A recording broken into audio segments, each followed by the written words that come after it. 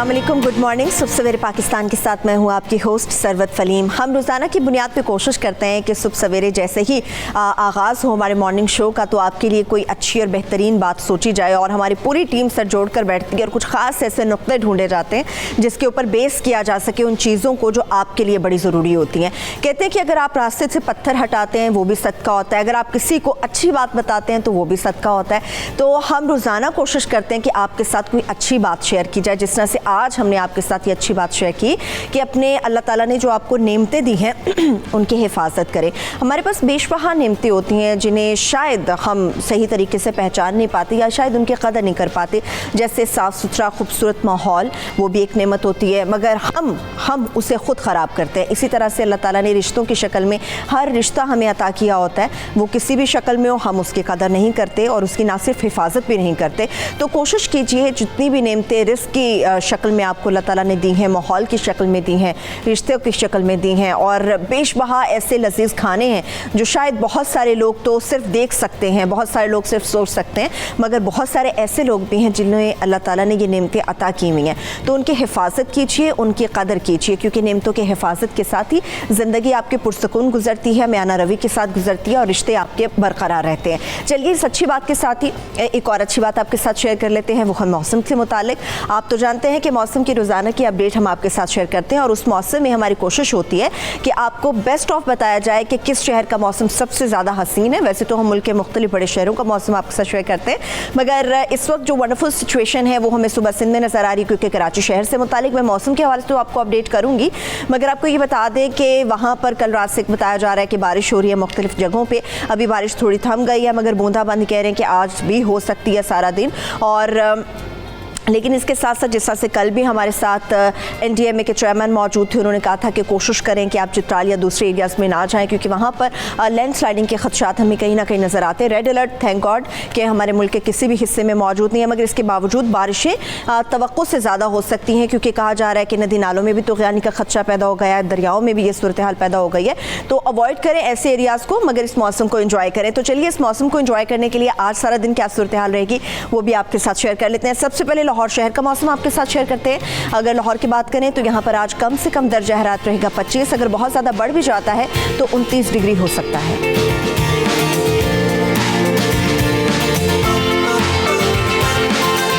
हम बड़ा खुश हो रहे थे कि लाहौर शहर का मौसम बेहतरीन है, मगर परसों की बारिश के बाद अब भी हब्स की वही दोबारा से सूरत हाल बनती हुई नज़र आ रही है क्योंकि गर्मी बिल्कुल वैसी ही है। अभी रुक करते हैं इस्लामाबाद को, तो देखते हैं कि मारगला की पहाड़ियों ने वहाँ पर कुछ असरात मुरतब किए या नहीं, क्योंकि यहाँ पर भी इस्लामाबाद में कम से कम दर्जा हरारत रहेगा 24 और ज़्यादा से ज़्यादा 28 डिग्री हो सकता है।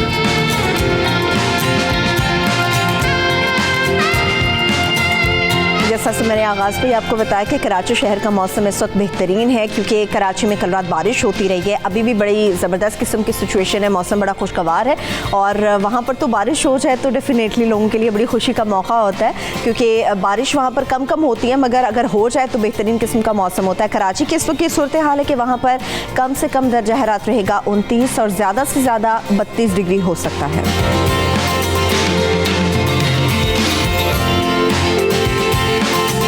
कराची की ये बेस्ट बात है इस वक्त जो हम आपके साथ शेयर करें, मेरे ख्याल में पिछले 10-12 दिनों से फ्लक्चुएट नहीं हो रहा वहाँ पे मौसम, यही डिग्रीज आपको नज़र आ रहे हैं। मगर सोचें अगर डिग्रीज भी वहीं और मौसम में बारिश ऐड हो जाए तो कितना खूबसूरत मौसम हो जाता है। अभी पेशावर की सूरत हाल आपके साथ शेयर करते हैं। पेशावर शहर में कम से कम दर्जा हरारत रहेगा 24 और ज़्यादा से ज़्यादा 31 डिग्री हो सकता है।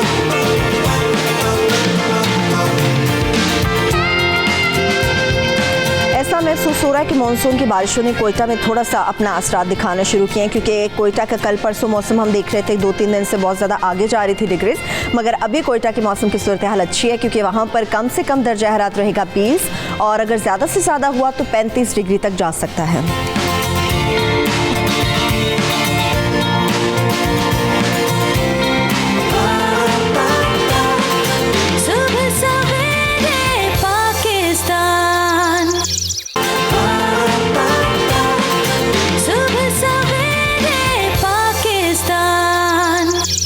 बहुत सारे ऐसे सवालात हैं जब हम बात करते हैं अपने जवानों की, इस धरती पर कुर्बान होने वाले सपूतों की, तो उनको मिलने वाले एजाज़ात, उनकी बहादुरी और हिम्मत की भी बात करते हैं। इन सारी सूरत हाल पर बात करने के लिए इस वक्त हमें ज्वाइन किया है जनरल रिटायर्ड अब्दुल क़य्यूम साहब ने हमें ज्वाइन किया। जनरल साहब, आपको वेलकम करेंगे, जाना पहचाना चेहरा है, बहुत सारे लोग आपसे, यकीन पाकिस्तान की सारी आवाम ही आपसे वाकिफ़ है। जनरल साहब, आज हम बात करें अपने उस हीरो पाकिस्तान से मुतालिक जिसका नाम कैप्टन राजा मोहम्मद सरवर शहीद है। ये पहले पाकिस्तान के वो पाक फौजी जवान थे जिन्हें निशान हैदर दिया गया था, मगर बड़े ही कम लोग इस चीज़ से वाकिफ़ हैं कि वो पहले जवान थे। कभी भी हम नहीं बता पाए अपनी कौम को कि ये एजाज़ात जो हिम्मत और बहादुरी के नाम पर हम देते हैं अपने जवानों को, ये कौन कौन से एजाज़ होते हैं और किन बुनियादों पर इन एजाज़ात से इन्हें नवाजा जाता है?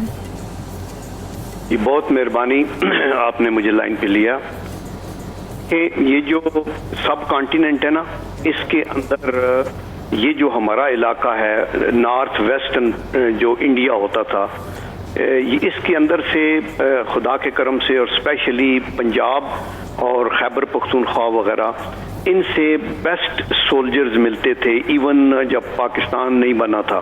और दैट इज़ वाई आपने अपने इंट्रो में भी कहा कि ये राजा सरवर शहीद जैसे लोग जो इतने काबिल और लायक थे, लेकिन ये सिपाही भर्ती हुए। और भी बहुत से हमारे आप देखें, जनरल मूसा खान जो यहाँ के ऑफिसर बने, वो पहले सोल्जर्स सिपाही भरे हुए, जनरल मजीद मलक थे, जनरल सवार खान है, और बहुत से लोग हैं जो बाद में इधर आके वो बने। तो उस वक़्त वहाँ मुत्तहिदा हिंदुस्तान में वो बात नहीं थी कि, और स्पेशली जब ऑक्युपाइड था सब कॉन्टिनेंट बाय द ब्रिटिश, तो वो कभी भी काले को आगे नहीं आने देते थे। तो ये अल्लाह का करम है कि हमें पाकिस्तान मिल गया, और ये पाकिस्तान इन लोगों की शहादतों के मारून मिन्नत है, जैसे राजा सरवर ने किया 1948 में। ये उड़ी के सेक्टर के अंदर आप देखें कि इन्होंने उस हिम्मत और जुर्रत के साथ आगे गए।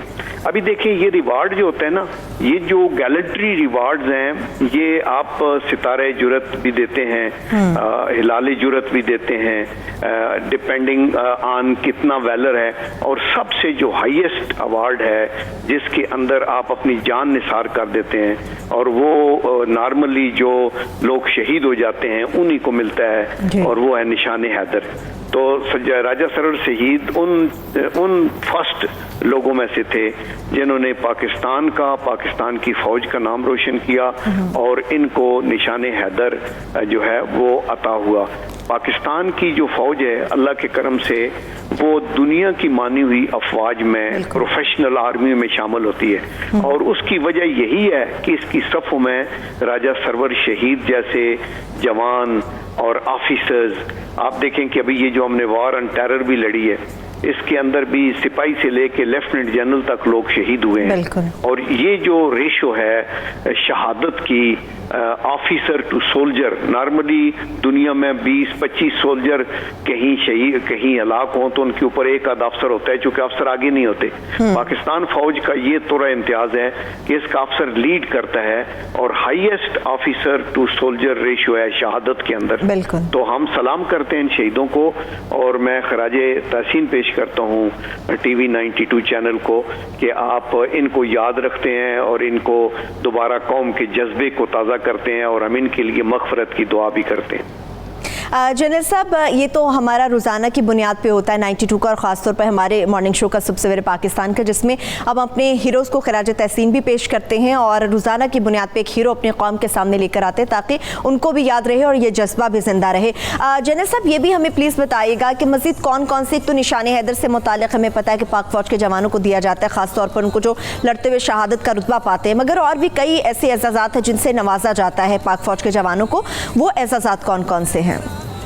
देखें, एक तो गैलेंट्री अवार्ड्स होते हैं ना जो लड़ाई के अंदर मिलते हैं जी, और एक ऐसे होते हैं जो पीस टाइम के अंदर आप फॉर एग्जांपल किसी वैलर का आपने इज़हार किया, किसी जगह के ऊपर आपने कोई ये जो कुदरती आफतें आती हैं इसके अंदर इन्वॉल्व हैं लोग, तो वो दिए जाते हैं, लेकिन वो वेरी फ्यू होते हैं because this is part of our duty, और वो किया जाता है। ज़्यादा जो अहमियत के हामिल हैं वो ये जुर्रत और बहादुरी के जो हैं वैलर। आपको याद होगा कि 1965 के अंदर मेजर जो अजीज भट्टी शहीद, उन्होंने जब इंडिया ने जब ये देखा कि अखनूर सेक्टर में पाकिस्तानी फौज आगे बढ़ के तो उनकी आर्टरी को काटने वाली है, छम जोड़ियाँ और उसके ये अखनूर सेक्टर के अंदर, तो उन्होंने लाहौर के ऊपर और सियालकोट के ऊपर हमला किया। और उस वक्त ये तवक्को नहीं की जा सकती थी कि इंटरनेशनल बॉर्डर को वो क्रॉस करेंगे, लेकिन आगे अजीज भट्टी शहीद अभी तकरीबन 100-150 के अपने जवानों के साथ और पूरे डिवीजन को रोका,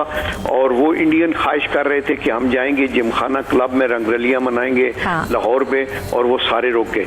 तो इसी तरह आप देखें कारगिल की बैटल में कर्नल कैप्टन जो शहीद है शेर खान, और बहुत सी हमारी एक लॉन्ग लिस्ट है उन लोगों की। हमारे ब्रिगेडियर शामी शहीद थे जो आर्टिलरी के होते थे, वो भी फ्रंट लाइन पे उन्होंने गोली लगी और वो शहीद हुआ। ऐसे दुनिया की किसी फौज में नहीं होता। तो अफवाज पाकिस्तान के अंदर थ्रू आउट ही मेहनत, लगन और जान निसारी का जज्बा है। पीस टाइम के अंदर अभी ये लोग जो वॉर ऑन टेरर के अंदर आपको देखो 5-6 हज़ार लोग शहीद हुए हैं और वो हुए, तो वो भी एक अपनी ड्यूटी के अंदर उनकी शहादतें हुई हैं। तो हम इनको सबको सलाम पेश करते हैं। बिल्कुल, हम सब इन सबको सलाम पेश करते हैं। बेहद शुक्रिया आपका जनरल जाहिद अब्दुल क़य्यूम साहब, आपने अपना कीमती वक्त आज सुबह सवेरे पाकिस्तान के लिए निकाला। बहुत शुक्रिया।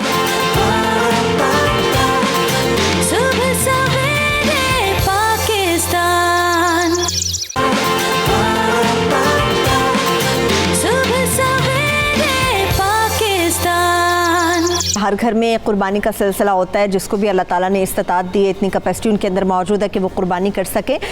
तो बड़ा वैसे ये खूबसूरत मरहला होता है उन लोगों के लिए जो जिनके घर में बच्चे होते हैं बहुत छोटे छोटे से। उनको बड़ा शौक़ होता है जल्दी से जाएँ मंडियों में। रोज़ाना उनके वालिद आते होंगे तो रोज़ाना वो एक बहस होती होगी, रोज़ाना घर में एक हंगामा बरपा होता होगा कि आप हमें मंडी नहीं लेकर जा रहे, तो रोज़ाना एक बहाना होता होगा कि चलिए संडे को चले जाएंगे, संडे को ऑफिस से ऑफ होता है। मगर इसके साथ साथ दिलचस्प मरहला उन लोगों के लिए होता है जो यंगस्टर्स होते हैं। ख़ासतौर पर उन्होंने जानवर को जब ख़रीदने जाना है तो जानवर के दांत चेक करने हैं, जानवर को थोड़ा चेक करना है हाथ लगा के यार ये अच्छा जानवर है, सेहतमंद जानवर है, कोई बीमारी तो नहीं है।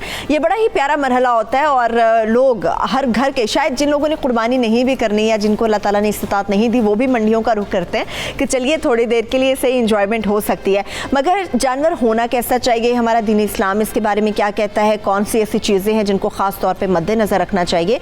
और सबसे बढ़ के ये होता है कि जानवर को जब हम महीना 1.5 महीना पहले ले आते हैं या चंद दिन पहले भी अपने घर पर लेके आते हैं, तो कोशिश करते हैं कि जब मौसम इस तरह का हो कि जिसमें मानसून अब जैसे कि चल रहा है तो जानवर मुख्तलिफ़ किस्म की बीमारियों का शिकार हो जाते हैं, तो उसको अपने घर लाने से पहले मंडी में किस तरह से देखा जाना चाहिए और मंडियों की क्या सूरत हाल। और सबसे बढ़कर जो एक क्वेश्चन है इस महंगाई के वक्त चल रहा है कि जानवरों की कीमतें क्या हैं। इस सारे सूरत हाल पर बात करने के लिए हमारे रिपोर्टर्स तो हमारे साथ मौजूद होंगे, मगर इस वक्त स्टूडियोज़ में हमें हमारे बड़े ही मुअज़्ज़ज़ गेस्ट हैं जिन्होंने ज्वाइन किया है। मैं तारुफ कराऊंगी, इस्लामिक स्कॉलर हैं प्रोफेसर नासिर महमूद साहब, बहुत शुक्रिया आपको प्रोफेसर साहब, आपने हमें ज्वाइन किया। इसके साथ साथ डॉक्टर अनीला ज़मीर साहिबा है। डॉक्टर साहब आपका भी बहुत शुक्रिया। डॉक्टर साहिबा जो हैं वो प्रोफेसर हैं university of veterinary and science की। इनसे भी जानेंगे बहुत सारी चीज़ें जो जानवरों से, बीमारियों से मुताल्लिक है, जानवर के ख्याल रखने से मुताल्लिक है।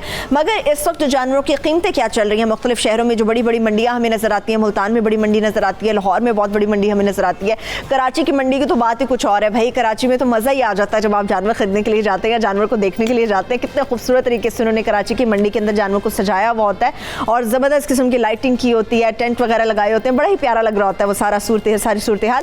इस वक्त सबसे पहले मुल्तान का रुख कर लेते हैं क्योंकि मुल्तान से भी बहुत बड़ी तादाद में मुल्तान का जानवर भी बेहद प्यारा होता है और कहते हैं बड़ा सेहतमंद जानवर होता है जब उसको लाया जाता है और लोग बड़ी खुशी से कोशिश करते हैं कि इस जानवर को खरीदा जाए जो मुल्तान शहर से आता है। अभी हमारे साथ नुमाइंदा मुल्तान मौजूद है ज़हीर अब्बास, उनसे बात करते हैं और इसके साथ साथ मुख्तलिफ लाहौर से भी और कराची से भी नुमाइंदगार मौजूद होंगे, उनसे बात करते रहेंगे। अच्छा ज़हीर, मुझे आप ये बताइएगा कि मुल्तान का जो जानवर होता है, कोशिश करते हैं लोग कि मुल्तान से आए जानवर को ख़रीदा जाए, माशाल्लाह से अच्छा खासा खाया पिया जानवर होता है, तगड़ा सा जानवर होता है और प्यारा भी बड़ा होता है, मगर जानवर की कीमतें सुन के लोग भाग जाते हैं। इस वक्त मुल्तान में जानवरों की कीमतें क्या हैं और अगर मवेशी मंडी की बात करें, पूरी ओवरऑल मंडी की बात करें, तो वहाँ पर सफाई सुथराई के क्या इंतजाम हैं? जी, मुल्तान में मजमूई तौर पर इस टाइम तक जो है 2 मंडियां जो हैं वो सजाई गई हैं। आर्दी मवेशी मंडियां जो हैं अभी तक सजाई नहीं गई। अमूमन होता ये है कि जब ईद उल अज़हा का चांद नज़र आता है तो उस वक्त यहाँ पर आर्दी तौर पर मवेशी मंडियां जो हैं शहर के मुख्तलिफ मुकामात पर कायम की जाती हैं, इस टाइम हम मौजूद है सामूराना के मुकाम पर लगाई गई मवेशी मंडी पर। यहाँ पर मुख्तलिफ इलाकों से, जनूबी पंजाब के मुख्तलिफ इलाकों से जानवर लाए गए हैं। जो सबसे ज़्यादा यहाँ पर जानवर प्यारे नज़र आ रहे हैं वो राजनपुरी बकरे नज़र आ रहे हैं कि उनकी काफ़ी मांग भी नज़र आ रही है, उनकी कीमतें भी काफ़ी ज़्यादा। जब हमारी व्यापारी हज़रात से बात हुई तो उनका कहना था कि उनका एक बकरा जो है 1 लाख रुपए से 1.5 लाख रुपए के दरमियान। इसी तरह अगर बड़े जानवरों की बात करें बैल की, तो यहाँ पर बैल जो लागर किस्म का, कमज़ोर किस्म का है, उसकी कीमत 1 लाख रुपए से शुरू होती है, जबकि जो तगड़े किस्म के बैल है उनकी कीमत 6 लाख, 7 लाख, 8 लाख तक भी यहाँ पर मांगी जा रही है। यहाँ पर अगर गाहकों की बात की जाए तो अभी ईद उल अज़हा में काफ़ी दिन रहते हैं, इसलिए यहाँ पर इतनी ज़्यादा गहमा गहमी नज़र नहीं आ रही। ताहम यहाँ पर मवेशी मंडियाँ सज चुकी हैं। इंतज़ामात की जिस तरह से आपने बात की, तो इंतज़ामात के हवाले से व्यापारी हज़रात को शिकवा है कि यहाँ पर पानी के मुनासिब इंतज़ामात नहीं किए गए, लाइटिंग के मुनासिब इंतज़ामात नहीं किए गए। चारे की शिकायत है कि चारा काफ़ी महंगा यहाँ पर फ़रोख्त किया जा रहा है। व्यापारियों ने यही मुतालबा किया है कि मवेशी मंडियों में इंतज़ामात को बेहतर किया जाए, बेहतर किया जा सकता है। मगर बात करें तो शहरी यहाँ पर जो इक्का दुक्का जी ज़हीर, मगर जो आपने हमें जानवरों से मुताल्लिक़ बताया, राजनपुरी बकरा वो वाकई बड़ा फेमस होता है, लोगों की कोशिश होती है उसको ख़रीदा जा सके कुर्बानी के लिए। मगर जो आप कीमतें बता रहे हैं इसने तो यकीनी तौर पे कानों से धुएं निकलवा दिए। चलिए, मुल्तान की मंडी की सूरत हाल तो हमने जाने रुके लाहौर शहर का। लाहौर में भी शाहपुर कालजरा में बहुत बड़ी मंडी लगती है और दुनिया देखने के लिए आती है यहाँ पे भी। जानवर के किस किस्म के खूबसूरत जानवर है। सुहेब शाहिद हमारे साथ हमारे नुमाइंदे मौजूद होंगे, उनसे बात करते हैं। अच्छा सुहेब, बताएगा इस वक्त आप कौन सी मंडी में मौजूद है? यहाँ पर जानवरों की कीमतें क्या मुल्तान से शहर से हमें थोड़ी कम नजर आएंगी, और मंडी की क्या सूरत हाल है यहाँ पे?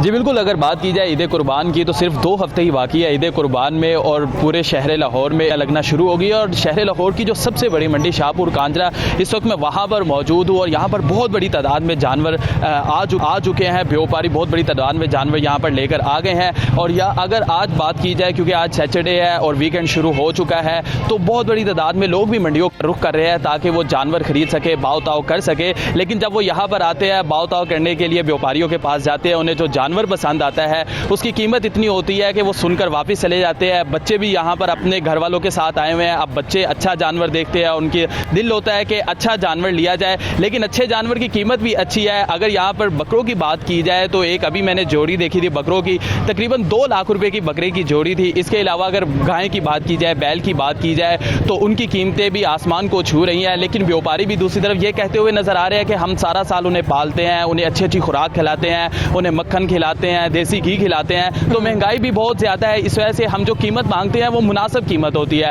अगर दूसरी तरफ इंतज़ामात की यहाँ पर बात करें तो इंतज़ामात, क्योंकि मानसून का सिलसिला चल रहा है, अभी भी शहर लाहौर में बादल छाए हुए हैं, बारिश का इम्कान जाहिर किया जा रहा है। कल भी बारिश हुई थी और जिसकी वजह से मंडी के अंदर पानी काफ़ी हद तक खड़ा हो गया है। अगर आज की बात की जाए तो ज़िला इंतज़ामिया की तरफ से कोशिश तो की जा रही है कि उस पानी को किसी तरह निकाल दिया जाए, क्योंकि यहाँ पर बहुत बड़ी तादाद में जानवर हैं और लाहौर की सबसे बड़ी मंडी है। लोग भी बहुत बड़ी तादाद में यहाँ पर खरीदने के लिए लोग भी बड़ी तादाद में मौजूद हैं। मगर यहाँ पे बहुत सारे ऐसे मामलात हैं जिनके ऊपर बात करना बेहद जरूरी है, मगर चूंकि हमारे पास वक्त इतना नहीं होता तो अभी मुझे टैक्स से रिलेटेड भी बड़ी ही जबरदस्त बातें करनी थी आपसे और पूछना भी था। चलिए रुक कर लेते हैं इस वक्त कराची का, और कराची में हमारे नुमाइंदे मौजूद होंगे फयाज यूनुस, उनसे बात करते हैं। अच्छा फयाज, मैंने भी 2-3 दफ़ा विजिट किया है अपनी जॉब के दौरान कराची में, कि कराची की मंडी वाकई बड़ी खूबसूरत होती है और यहाँ पे लोगों की बड़ी तादाद आती है, खासतौर पर जानवर को जिस तरह से खूबसूरत तरीके से सजाया जाता है, आसपास लाइटिंग की जाती है, टेंट लगाए जाते हैं बड़े बड़े से, और ज़बरदस्त किस्म का जानवर वहाँ पे खड़ा होता है। जानवर तो बड़ा प्यारा होता है, मगर जानवर की कीमत कितनी प्यारी है और मंडियों की इस वक्त क्या सूरत हाल है वो आप हमारे साथ शेयर कर लीजिए। देखिए बिल्कुल, इस वक्त मैं कराची की सबसे बड़ी मंडी सिराब गोड में मौजूद हूँ। यहाँ पर हम कि जो जानवरों की कीमत है वो काफ़ी ज़्यादा महंगी हो चुकी है। अगर हम बैल की बात करें तो 1 लाख रुपए से बैल की कीमत शुरू हो रही है, जो 50 लाख रुपए तक जा रही है। बकरों की कीमत अगर हम बात करें तो 50,000 रुपये से बकरे की कीमत शुरू हो रही है, जो 1 लाख रुपये से ऊपर जा रही है। यहाँ पर हम देख रहे हैं कि सुबह से जो ख़रीदारों की तादाद है वो काफ़ी ज़्यादा कम है। लोग आ रहे हैं, जानवरों को प्यार कर रहे हैं, उनके साथ तस्वीरें बना रहे हैं, कीमत पूछ रहे हैं और जा रहे हैं। यहाँ पर जो व्यापारी हजरात है वो यही कह रहे हैं कि अभी तक यहाँ पर ख़रीदारों की तादाद काफ़ी ज़्यादा कम है, लेकिन जो जानवरों की कीमत पूछने वाले अफराद की तादाद काफ़ी ज़्यादा है। सिराब गोड में मंडी सजा दी गई है, लोगों का इंतज़ार किया जा रहा है। व्यापारी कहते हैं कि कराची के मुख्तलिफ इलाकों से यहाँ पर शहरी तो आ रहे हैं, लेकिन अभी तक जो ख़रीदारी का सिलसिला है वो शुरू नहीं हो सका। और शहरियों को यही कहना है कि इस दफ़ा जो मंडी के रेट है काफ़ी ज़्यादा, मंडी में जो जानवर है महंगे हैं, मंडी में जानवर बहुत ज़्यादा महंगा है। और अभी जो कीमतें बता रहे हैं आप मुख्तलिफ शहरों से, मुल्तान, लाहौर से और अभी कराची से जो आपने कीमतें बताई, यकीनी तौर पे कानों से धुएं निकल गए। Thank you so much Zaheer Abbas, Shoaib और फयाज यूनुस, आप तीनों का बेहद शुक्रिया, आपने हमें अपडेट किया।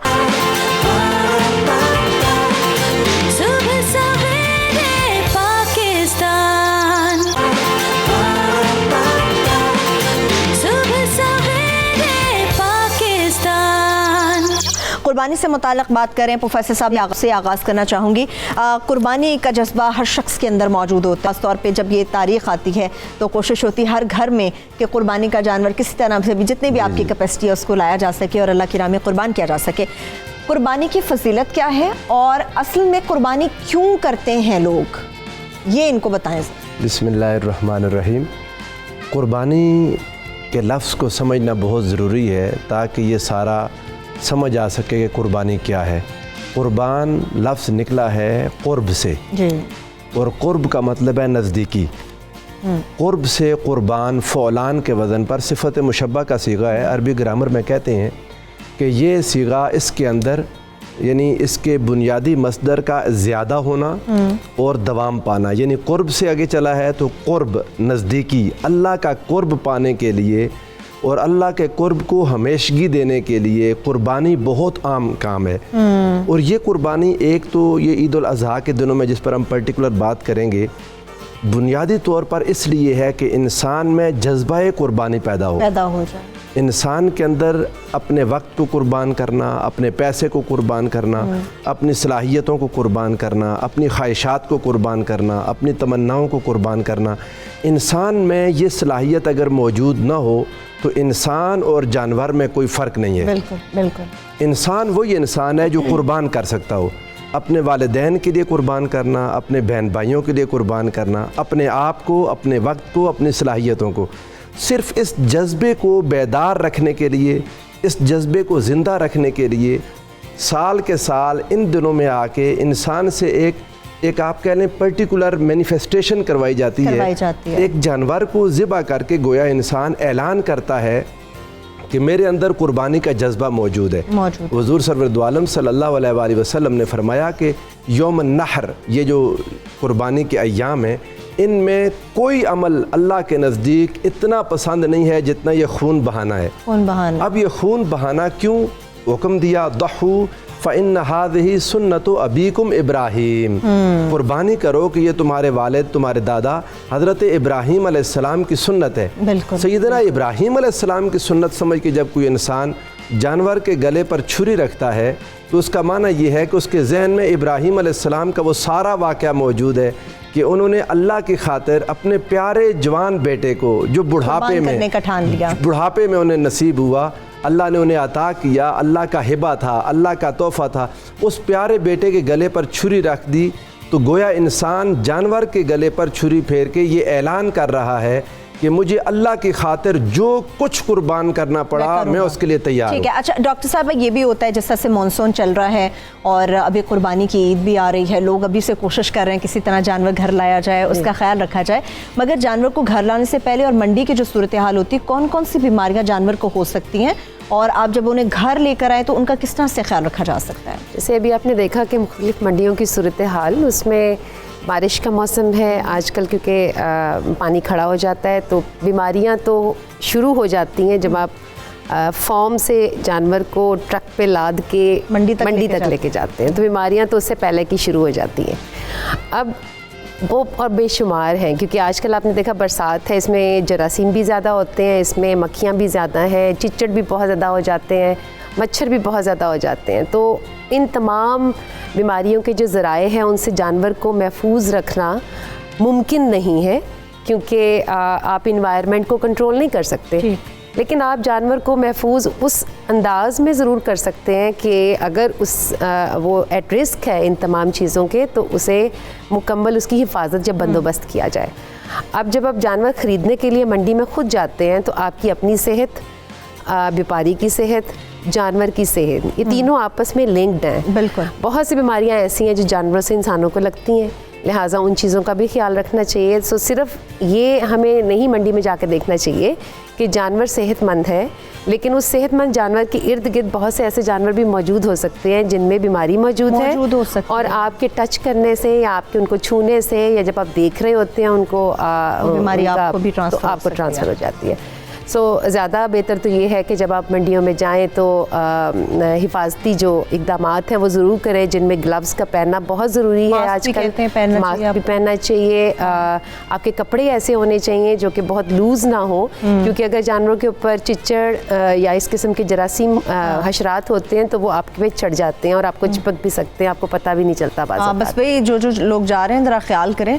बहुत सारे लोग कहते हैं बड़ी गर्मी है, ज़रा खुली ढुली शलवार कमीज पहन के चले जाएं, ज़रा अवॉइड करें क्योंकि वो बीमारी आपको ट्रांसफ़र हो सकती है। अच्छा प्रोफेसर साहब, हम देखते हैं जब मंडी हम जाते हैं तो एक तो माशाल्लाह जानवरों को बड़ा खूबसूरत तरीके से लेके आते हैं व्यापारी के, ताकि जानवर की कीमत भी अच्छी लग सके, मगर हम देखते हैं बड़े मुक़द्दस नाम लिखे जाते हैं जानवरों के ऊपर कि उसकी कीमत भी ऊपर चली जाती है। जैसे बहुत सारे जानवरों पे अल्लाह लिख दिया जाता है, मोहम्मद लिख दिया जाता है, मुक़द्दस नाम लिख दिए जाते हैं, उससे जानवर की कहते हैं कीमत बहुत ज़्यादा ऊपर चली जाती है। लोग शौक़ से इस तरह का जानवर ख़रीदते हैं, तो इस तरह का जानवर हमें ख़रीदना चाहिए? अच्छा, मेरे अपने ख्याल में जिस पर आपने खुद मेहंदी या किसी चीज़ से नाम लिखा है उसकी कीमत नहीं बढ़ती। अच्छा प्रोफेसर साहब, अब तो मतलब इस तरह से है कि ऐसे तरीके आ गए हैं कि इस तरह से उसको नाम को लिखा जाता है कि वो पता नहीं चलता, वो इस तरह से लगता है कि जेन्युइन है। अच्छा, पैदाशी ये करना गुनाह है और धोखा है। ये करने वाला गुनाहगार होगा, धोखा दे रहा है और वो लोगों को धोखे से जो कीमत ले रहा है तो वो उसके लिए जायज़ नहीं है। लेकिन अगर किसी जानवर पर कुदरती ये नाम लिखा हुआ मौजूद है और लोग मोहब्बत से उसके लिए पैसे ज़्यादा भरते हैं, ये उनकी मोहब्बत है, उनको इसका अजर ज़रूर मिलेगा। यानी कुर्बान कर सकते हैं, कुर्बान कर सकते हैं। ये बिल्कुल कुर्बानी तो होती है। अब आप देखें, बहुत मज़े की बात है कि एक जानवर जो अल्लाह के नाम पर लग जाता है तो उसकी इज़्ज़त कितनी बढ़ जाती है, उसका मर्तबा कितना बढ़ जाता है। एक आम जानवर है, वही फिर रहा था चरागाहों में, खा पी रहा था, आम जानवरों के साथ था।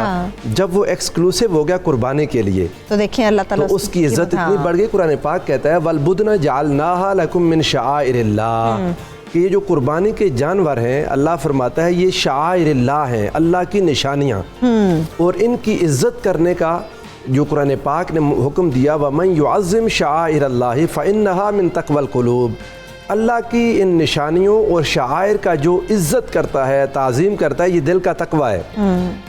एक आम जानवर था, वो अल्लाह की निशानी बन गया, उसकी इज़्ज़त करना दिल का तकवा बन गया। अगर एक जानवर इतना मुअज़्ज़ज़ हो सकता है अपने आप को अल्लाह के लिए ख़ास करके, जानवर ने खुद नहीं किया, एक इंसान ने उसको किया, जानवर की मर्ज़ी भी शामिल नहीं, और क़यामत के दिन भी इन कुर्बानी के जानवरों की इज़्ज़त है। ये अपने कुर्बान करने वालों को अपने ऊपर सवार करके जन्नत की तरफ सफ़र करेंगे और इनको इज़्ज़त मिलेगी। तो इससे हमें एक सबक ये मिलता है कि अगर कोई इंसान अपने आप को अल्लाह के लिए ख़ास कर दे, अगर कोई इंसान अपने जज्बात को, अपनी ख्वाहिशात को, अपनी तमन्नाओं को, अपनी मोहब्बतों को अल्लाह के लिए खालिस कर दे, तो जानवर को इतनी इज्जत मिल गई तो इंसान को क्या मर्तबा मिलेगा, कोई सोच ही नहीं सकता। बिल्कुल। अच्छा डॉक्टर साहब, हम ये होता था बचपन में, अभी भी बच्चे इस तरह से करते होंगे, हम बचपन में जब मैं बहुत ज़्यादा छोटी थी, हम सब बहन भाई जब घर में कोई जानवर आता था कुर्बानी के लिए, बकरा वगैरह आता था, तो हम उसको ना बिस्किट वगैरह बहुत ज़्यादा खिलाया करते थे। उसको बिस्किट खिला दिए, उसको ऐसी चीज़ें खिला दी जो हमारे अपने खाने वाली होती थी, और जब फिर हमारे बड़े कहते थे नहीं बेटे इसका हाजमा ख़राब हो गया, हम जाते थे एक ड्रिंक लेके आते थे और वो उसके मुँह में उंडेल देते थे। तो ये कितना ख़तरनाक होता है, उसका जानवर का हाजमा ख़राब हो जाए। ये मोहब्बत में तो हम कर रहे होते हैं, मगर इसका नुकसानात क्या हो सकते हैं जानवर को? एक्चुअली ये हमारी मोहब्बत है जो हम सेब या इस तरह की चीज़ें जानवरों को खिलाते हैं। अदरवाइज जानवर अपना चारा छोड़ के सिर्फ ये चीज़ें खाते हैं अपने शौक से, क्योंकि उनके लिए एक नई डाइट होती है ना, तो वो इसलिए ज़्यादा रग़बत से खाते हैं। बट बेसिकली अगर जिन लोगों को नहीं पता उनके लिए इन जानवरों में 4 मैदे होते हैं। तो हमारा एक स्टमक है, हमारे लिए खुराक मुख्तलिफ है, इनके लिए खुराक चारा है।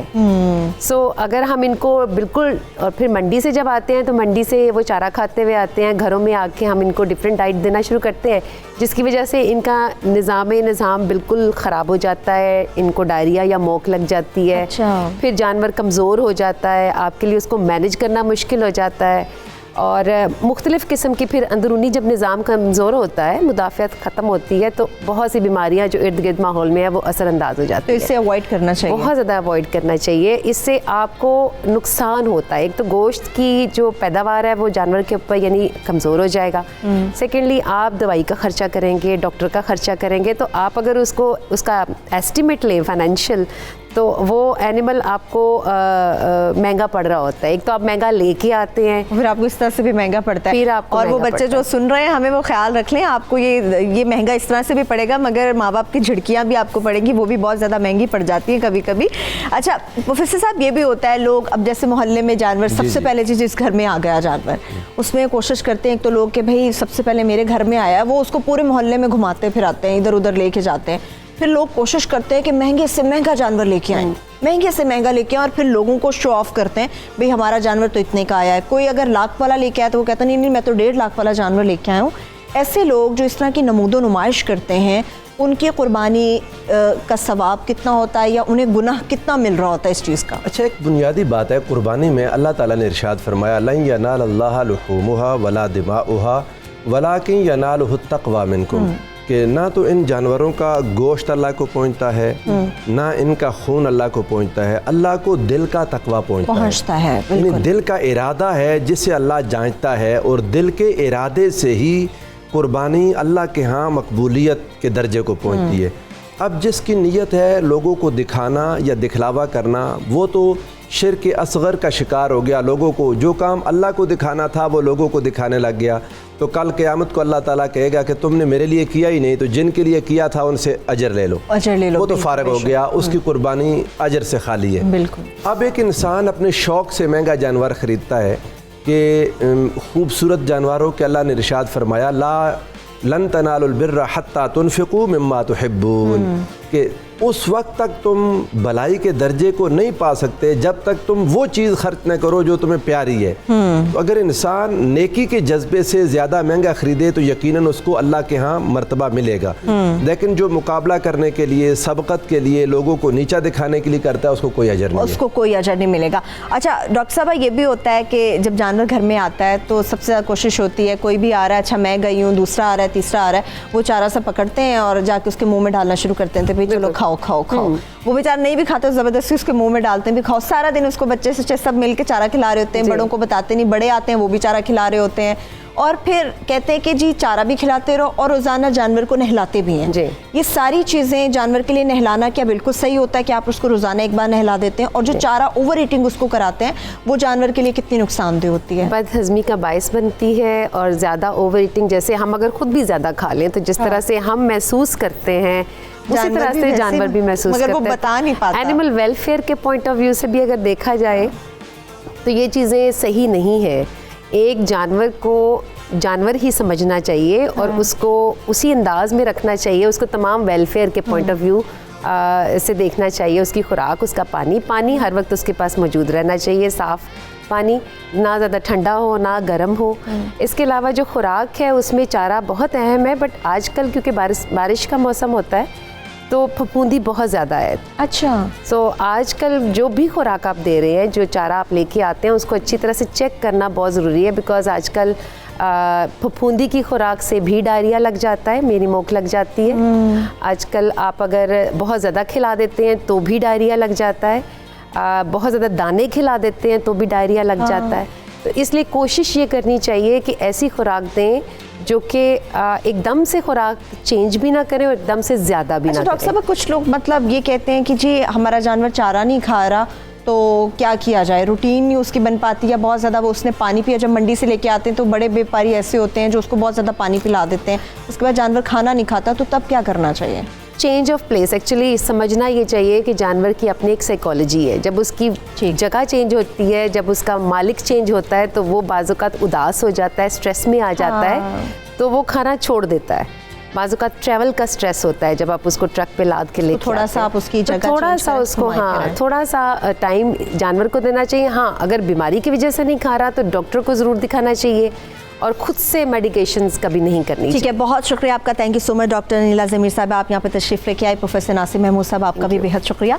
कुर्बानी का मकाम क्या है, कुर्बानी की फजीलत क्या है और कुर्बानी किस जज्बे के तहत होनी चाहिए, ये तो हमने कोशिश की कि इस थोड़े से वक्त में आपके साथ शेयर कर सकिए। जानवर का ख्याल आपने कैसे रखना है, उसको ओवर ईटिंग नहीं करानी, बिस्किट नहीं खिलाने जैसे मैं खिलाती रही हूँ। तो जानवर से प्यार भी करें, लाड भी करें, मगर उसका ख्याल भी रखें। और कुर्बानी अल्लाह के लिए होती है, वो तकवा आपके जो दिल के अंदर होता है उसका अजर आपको मिलता है, ना कि नमूदो नुमाइश का। इसके साथ ही मुझे सुबह सवेरे पाकिस्तान में एक छोटी सी ब्रेक की तरफ बढ़ना है, मगर जिस तरह से हम आपको बताते हैं कि ब्रेक से वापस आके हमारे पास क्या दिलचस्प मौजू है, उसमें हम कुछ बात करेंगे उस जिन्स से मुतालिक, जैसे लड़कियाँ हैं या फिर लड़के हैं। हमेशा से एक दौड़ चलती आई है कि लड़कियाँ ज़्यादा समझदार हैं, लड़कियाँ ज़्यादा ज़हीन हैं, मगर इस दौड़ में लड़के भी किसी से पीछे नहीं है। वो कहते हैं हम ज़्यादा समझदार हैं, हम ज़्यादा ज़हीन हैं। तो कोशिश करेंगे आज ब्रेक से वापस आके जानने की ये कि वाकई लड़के और लड़कियों में से ज़्यादा समझदार कौन है, ज़हीन ज़्यादा कौन है। कुछ कहते हैं कि समझदार लड़के होते हैं और तेज़ तरार लड़कियाँ होती हैं। तो चलिए ये ब्रेक से वापस आके जान लेंगे, हमारे साथ रहिए।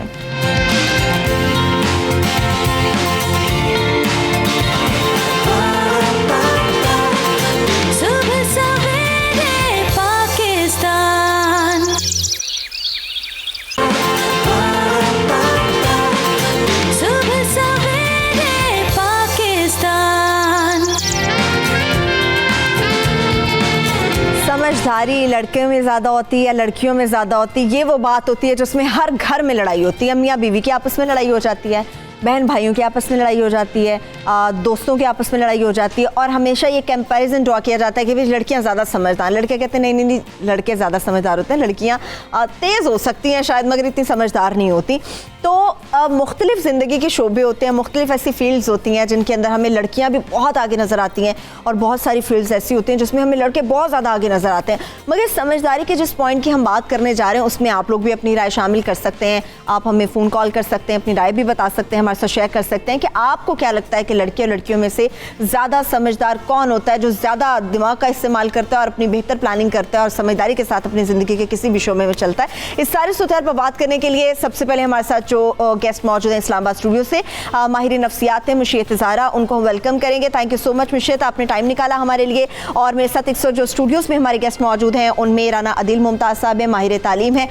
तालीमी मैदान में क्या सूरत हाल रहती है राना साहब से हम जानेंगे, मगर इसके साथ साथ ये कैसे मुमकिन हो सकता है कि लड़के की बात हो, लड़कियों की बात हो और हमारे सेट पे इस तरह के यंगस्टर्स मौजूद ना हो। हमारे साथ इस वक्त काशिफ भी मौजूद है, काशिफ आपको भी वेलकम करेंगे। इनके हमरा मौजूद हैं जुब्दा, इनको भी वेलकम करेंगे। तो इन दोनों से तो जानेंगे कि लड़के और लड़कियों में ज़्यादा समझदार कौन होता है, लेकिन सबसे पहले चलिए राना साहब मैं आपसे आगाज़ कर लेती हूँ। आप बड़ा मुस्कुरा रहे थे जब पैकेज हमारा चल रहा था कि लड़के लड़कियों में समझदारी ज़्यादा किस में होती है। आपको माशाल्लाह से इतना टाइम हो गया है, बड़े करीब से आपने यंगस्टर्स को देखा है, आपको क्या लगता है? अपने आप को निकाल दीजिएगा, मैं आपको एज ए माहिर ही ले रही हूँ, अपने आप को अपने शामिल नहीं करना। ज़्यादा समझदारी किस में होती है, लड़कों में या लड़कियों में? बिस्मिल्लाहिर्रहमानिर्रहीम। मैं समझता हूँ कि समझदारी के लिए इल्म, अमल और अदब, ये तीनों चीज़ें बहुत ज़रूरी हैं। तो हम अगर इस कंपैरिजन में जाते हैं तो ये बेसिकली कंपैरिजन नहीं है, ये बेसिकली बैलेंस है। हाँ। और अगर आप डॉक्टर को इंजीनियर से कंपैरिजन करना चाहेंगे तो डॉक्टर का इंजीनियर से कभी भी कंपैरिजन नहीं हो सकता। बिल्कुल। डॉक्टर अपनी फील्ड में अपना best of the best perform कर रहा होता है और इंजीनियर अपनी फील्ड में best of the best perform कर रहा होता है। तो हम एज कलेक्टिव कभी भी किसी जेंडर को ये नहीं कह सकते कि ये वन ऑफ द फाइनेस्ट है या ये बेस्ट ऑफ द बेस्ट है या ये सबसे ज़्यादा समझदार है। तालीमी मैदान की बताएं ज़रा मुझे। तालीमी मैदान में अगर हम इसी साल का मैट्रिक का रिज़ल्ट लेते हैं तो जो फर्स्ट जो टॉप 3 पोजीशंस हैं उसमें 6 लोग आए। फर्स्ट टॉप पे लड़का आया, सेकंड पोजीशन में 3 लोग आए जिसमें 2 लड़कियां 1 लड़का था, और थर्ड पे भी। तो ये एक बैलेंस रहा जिसमें 3 लड़के आगे नजर आए हमें, टॉप 3 पोजीशंस पर 3 लड़कियां रहीं।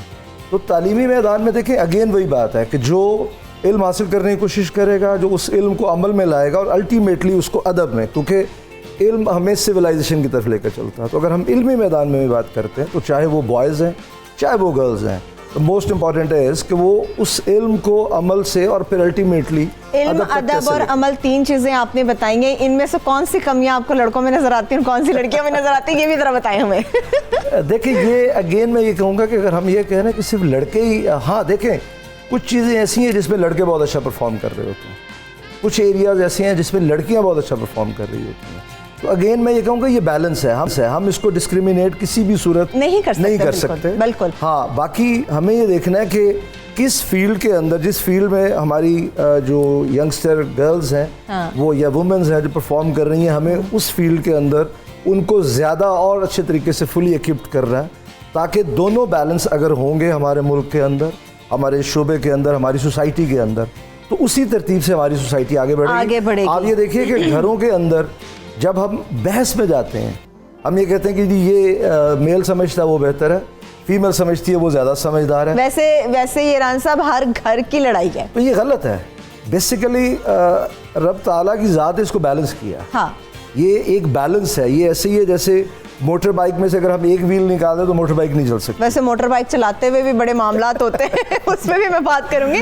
मशीयत ज़ारा भी हमारे साथ मौजूद है, उनकी तरफ चलते हैं। अच्छा मशीयत, आपकी नफ्सियात क्या कहती है कि जब हम लड़के और लड़कियों का यहाँ पे हम बैलेंस कर रहे हैं, गुफ्तगू कर रहे हैं, कोई कंपैरिजन इसमें ड्रॉ करने की कोशिश नहीं कर रहे हैं, मगर जानने की कोशिश ज़रूर कर रहे हैं, आपको क्या लगता है कि लड़के और लड़कियों में से ज़्यादा समझदार आखिर होता कौन है? अच्छा, साइकोलॉजी ये कहती है कि समझदारी का जो दारोमदार है वो आपके जेंडर से बिल्कुल भी रिलेट नहीं करता।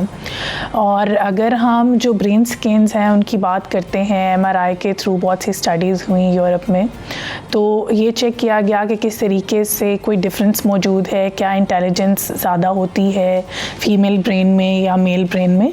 तो ऐसे कुछ वाज़िया, जिसको आप कहते हैं ना रिमार्केबल डिफरेंसेस, नहीं ऐसे शो हुए। हाँ, जेंडर वाइज थोड़े से डिफरेंसेस हमारे ब्रेन फिजियोलॉजी में मौजूद हैं, लेकिन ज़्यादा ऐसे नहीं। अब जब हम ये डिबेट है तो ये तो जो है ज़्यादा एक फ़नी भी एक तरह से आप इस डिबेट को कह सकते हैं, और ये कभी कभार सीरियस भी हो जाती है साइकोलॉजिकल टर्म में, जिससे हम देखते हैं हमारी सोसाइटी के अंदर इसके ऊपर डिबेट हो जाती है। फ़नी इस तरह से कि जब भी कभी गैदरिंग होती है क्लास फेलोज़ की या फैमिली कज़न्स वगैरह की, तो ये डिबेट ज़रूर होती है कि कौन बेस्ट है, कौन ज़्यादा जो है सुपीरियर है, मेल और अ फीमेल, गर्ल और अ बॉय। अब यहाँ पर ये चीज़ आ जाती है कि थोड़ा सा हिस्टोरिकल एरा में देखा जाए तो बीइंग अ फीमेल मुझे कहना तो ये चाहिए कि जी फीमेल सुपीरियर हैं, लेकिन हिस्ट्री ये बताती है कि अभी तक जितनी भी रिफॉर्म्स ज़्यादा बड़ी बड़ी जो आई हैं हिस्ट्री के अंदर, वो उसका अगर देखा जाए तो ज़्यादा, मैं ये नहीं करी सब कुछ का जो ज़्यादा जो अगर आप देखें तो वो मेल के साथ है। पॉलिटिकल रिफॉर्म्स आप देख सकते हैं, कंप्यूटर रिलेटेड, साइकोलॉजी में इवन हमें बहुत कम जो है फीमेल साइकोलॉजिस्ट बहुत बड़े बड़े नाम हिस्ट्री में मिलते हैं। फिर इसी तरीके से जो जोग्राफिकल या एनी फील्ड ऑफ लाइफ, तो उसके अंदर देखा ये गया है कि स्टडीज़ बताती हैं कि मेल का ज़्यादा जो है वो इंटेलिजेंस रिलेटेड रेशियो जो है वो ज़्यादा नज़र आता है। ठीक है। अच्छा, हमारे पास जिस तरह से राना साहब ने बात की मोटर बाइक की, लेकिन हम इसके साथ साथ गाड़ियों के ऊपर भी बात करेंगे, मगर उससे पहले हमारे रेगुलर कॉलर हैं याहिया कराची से, उनसे बात कर लेते हैं। याहिया, आपको क्या लगता है लड़कियां ज़्यादा समझदार होती हैं, लड़के ज़्यादा समझदार हैं? अस्सलाम वालेकुम। वैसे सरवत, मैं तो आपकी समझदारी का कायल हो चुका हूँ, और मेरी नज़र में जहानत किसी की मीरास नहीं होती। जहानत किसी के पास भी हो सकती है, लेकिन आई एम रियली इम्प्रेस, जैसे राना साहब ने कहा ना, हम लोग इसको हम डिस्क्रिमिनेट नहीं कर सकते, हम इसको किसी खाने में बंद नहीं कर सकते, क्योंकि देखिए एक बैलेंस है। कुछ खसलतें मर्दों की अलग होती हैं, कुछ औरतों की अलग होती हैं। औरतों के अंदर जो बर्दाश्त होती है वो डिफरेंट होती है, मर्द के अंदर डिफरेंट होती है। तो वही उसका कहीं ना कहीं साइकी को आप रिफ्लेक्ट कर रहे होते हैं कहीं, फिर क्योंकि जब जज्बात में आ जाती है बातों का, तो हम कहते हैं उसकी समझ कम है, लेकिन ऐसा नहीं होता, क्योंकि वो अल्लाह ताला ने उसको बनाया ऐसा है। मेरा क्वेश्चन जो है ना, मेरा क्वेश्चन ये है कि देखिए हम आजकल लड़कियां पढ़ गई, जैसे राना साहब ने कहा, जाहिर अदब तमीज लिहाज जो भी है, लेकिन ये जो कंपटीशन है ना कि हमारे यहाँ जो पैदा हो गया है कि औरत और मर्द का, जबकि मैं कहता हूँ हर सेगमेंट अपनी जगह उसकी इंपॉर्टेंस, जैसे आप गाड़ी की मिसाल देते हैं तो स्टीयरिंग के बगैर तो गाड़ी नहीं चल सकती, जाहिर है उसका एक पहिया डिफरेंट, एक पुर्जा अलग तरीके से, एक पुर्जा अलग तरीके से चलता है। तो हम ये शॉर्टिंग जो कर देते हैं, ये सही है या गलत है? Thank you so much. Thank you so much Ayesha, आपने अपनी राय हमारे साथ शेयर की, बहुत शुक्रिया, आपने हमें कराची से भी कॉल की। तो चलिए आगे बढ़ जाए। फील्ड के हवाले से, नंबर्स के हवाले से, तालीम के हवाले से हम बात की, इस नफ्सियात के हवाले से भी बात की, मगर जब सड़कों की बात करते हैं तो उसमें हमें बहुत सारी चीज़ें भी नज़र आती हैं। अभी हम आपको ट्रैफिक पुलिस के एहलकार हैं उनके शॉर्ट्स सुना देते हैं कि अगर ट्रैफिक की जो सूरत हाल होती है उसमें लड़कियां कैसी होती हैं और लड़के कैसे होते हैं। समझदारी का मुजाहरा वो लड़कियां करती हैं, वो बड़ी एहतियात से गाड़ी चलाती हैं। ज़्यादा समझदारी का जो है ना वो तो लड़कियां करते हैं। मैंने ज़्यादातर देखे हैं तो वो लड़कों का हादसा का नंबर जो है ना, तो लड़के जो है ना एक्सीडेंट के ज़्यादा शिकार होते हैं। मर्दों की निस्बत औरतें ज़्यादा एहतियात करते हैं, इस वजह से हमारे सामने तो ज़्यादातर हादसा लड़कों के होते हैं। ज़्यादा समझदारी का मुजाहरा तो लड़कियाँ करती है। लड़के ड्राइविंग कैसे करे, लड़की तो फोन ज़्यादा इस्तेमाल करती है। मेरा झूला रद्द-ए-अमल ही आया। बहुत सारे लोग कह रहे हैं कि जी लड़कियां एक्सीडेंट्स करती हैं, बहुत सारे लोग कह रहे हैं नहीं लड़के करते हैं, तो ये मिला जुला रद्द-ए-अमल है। आपको क्या लगता है कि लड़कियां ज़्यादा समझदार होती हैं ज़ुबदा या लड़के? ऑब्वियसली लड़कियां ज़्यादा समझदार होती हैं। अच्छा, लड़कियां ज़्यादा समझदार होती हैं। देखिए एक्सीडेंट वो तो अल्लाह कभी भी हादसा किसी पे भी आ सकता है, लेकिन लड़कियां घबरा जाती हैं, खुद सामने देख के दूर से कोसों दूर चीज़ को देख के स्टीयरिंग छोड़ देती हैं गाड़ी। लेकिन आप ये भी तो देखें आजकल लड़कियां ही हर चीज़ में आगे हैं। आप पायलट को देख लें, लड़कियां पायलट भी बन रही हैं, चांद पे भी पहुंच गई हैं।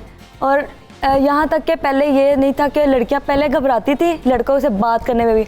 आप ये देख सकते हैं कि हर ऑफिस में लड़कियां मौजूद हैं, लड़कों के साथ उनके टॉक्स आप देख सकते हैं। पहले वो लड़कों से बात नहीं कर सकती थी पहले की औरतें, और अब लड़कियां आप औरतें भी इनमें शामिल कर लें बेशक, उन्हें अपने बच्चों को देख कर इतना कॉन्फिडेंस आ गया है कि नहीं हमें सबका मतलब हमें फेस करना है सबको। काशिफ एग्री हैं आप इस बात से जो ज़ुबदा बातें कर रही हैं? लड़कियों की फेवर तो नहीं करनी चाहिए, लेकिन ठीक कह रही हैं कि लड़कियां आजकल के दौर में काफ़ी शाना बशाना है मर्दों के।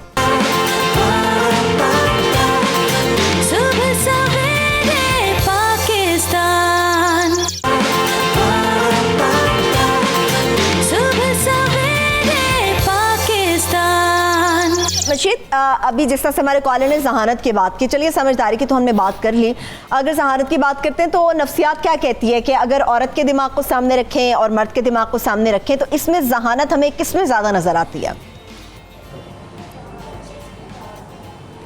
अच्छा, अब यहाँ पर जो बात आ जाती है इंटेलिजेंस की, ये डिफरेंट तरह की होती है। इमोशनल इंटेलिजेंस भी होती है और एक जो आपकी IQ जिसको कहा जाता है इंटेलिजेंट कोफिशिएंट, ये भी होता है। अब लाजमी नहीं है जो शख्स जो IQ का टेस्ट है उसके ऊपर हाई स्कोर कर रहा है तो वो उसकी क्रिटिकल थिंकिंग भी अच्छी होगी।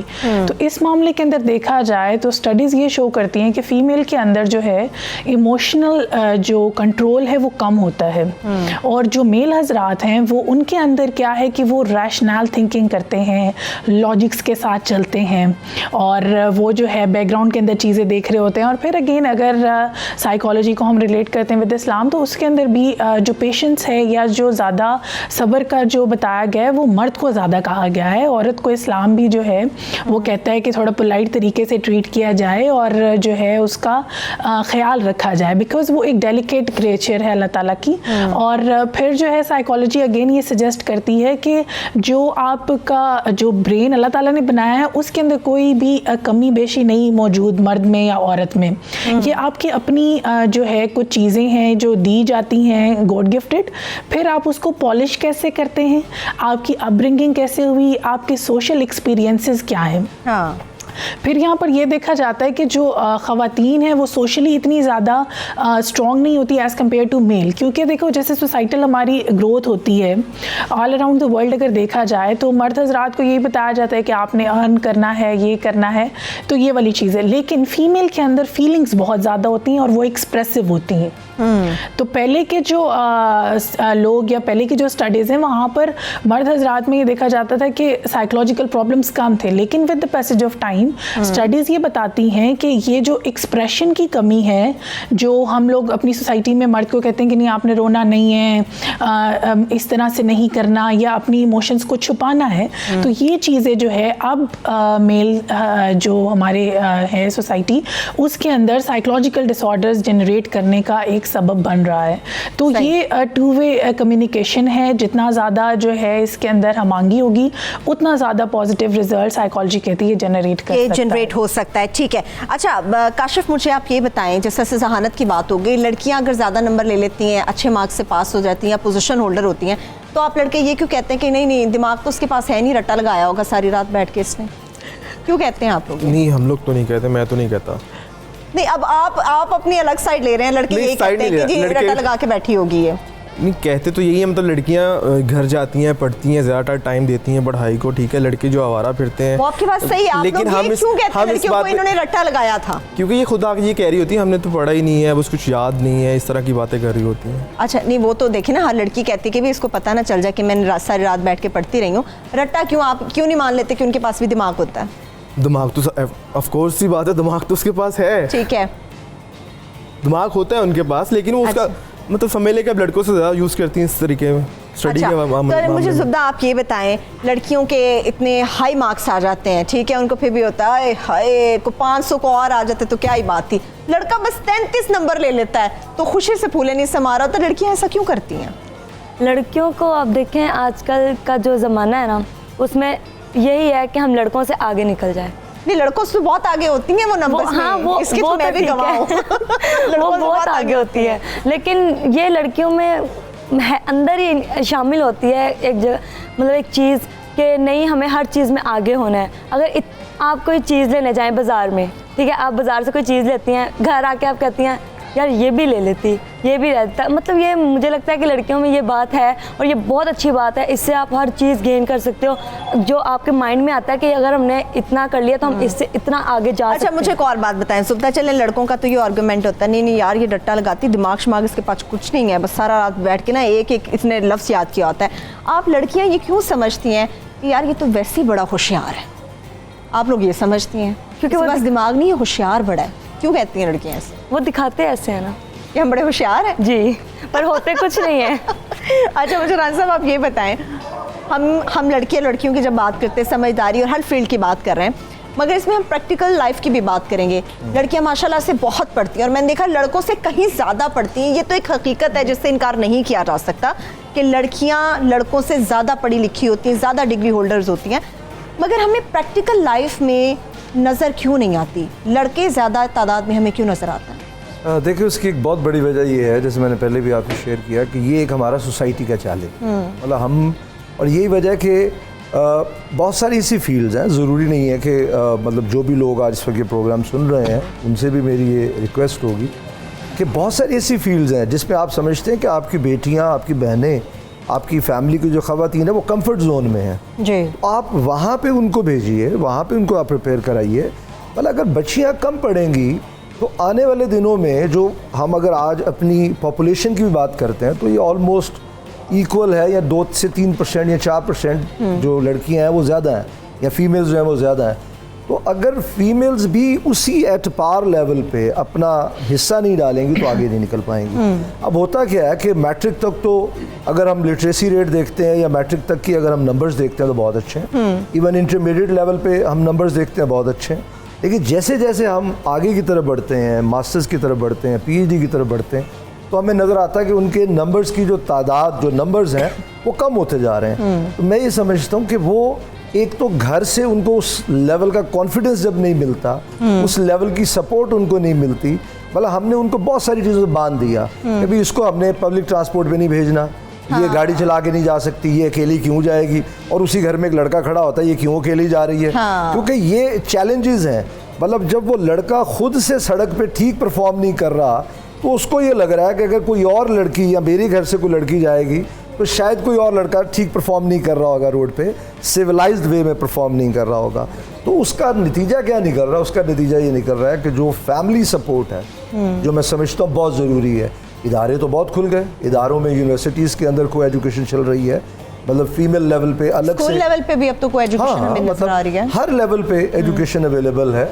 तो घरों से सपोर्ट, फैमिली सपोर्ट जब तक नहीं होगी, फैमिलीज उनको अप्रिशिएट नहीं करेंगी। आप देखें जो लोग अप्रिशिएट करते हैं, जिनकी इन्होंने अभी बात की कि पायलट बन रही हैं, उसके पीछे फैमिली है, या उस अपनी लड़की का पैशन है इतना स्ट्रॉन्ग कि वो बिल्कुल उसने कन्विंस किया और उसने करके दिखाया। सम टाइम क्या होता है, पैशन होता है और आप उसको परफॉर्म करके बातों की हद तक होता है और आप कन्विंस नहीं कर पाते, फिर बच्चियाँ थोड़ा परेशान हो जाती हैं।